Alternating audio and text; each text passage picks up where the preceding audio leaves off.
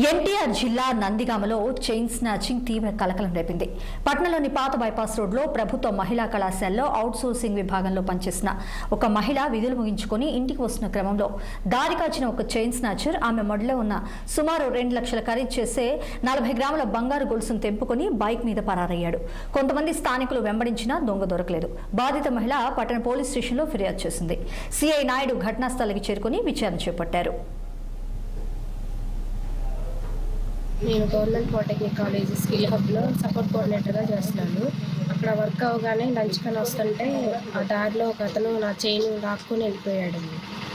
అది దాదాపు 2 లక్షల 3 లక్షల దాకా ఉంటుందండి. 35 గ్రాముల నుంచి 45 గ్రాముల దాకా ఉంటుంది. నాన్ తాడు వెంబడించినా దొరకలేదండి, వెళ్ళిపోయాడు. అతను బైక్ మీద వచ్చాడండి. బైక్ మీద మాస్క్ పెట్టుకొని ఉన్నాడు. బ్లూ కలర్ టీ షర్ట్ అండి, గ్లామర్ బైక్. ఫాస్ట్గా వెళ్ళిపోయాడు. అసలు వెంబడించిన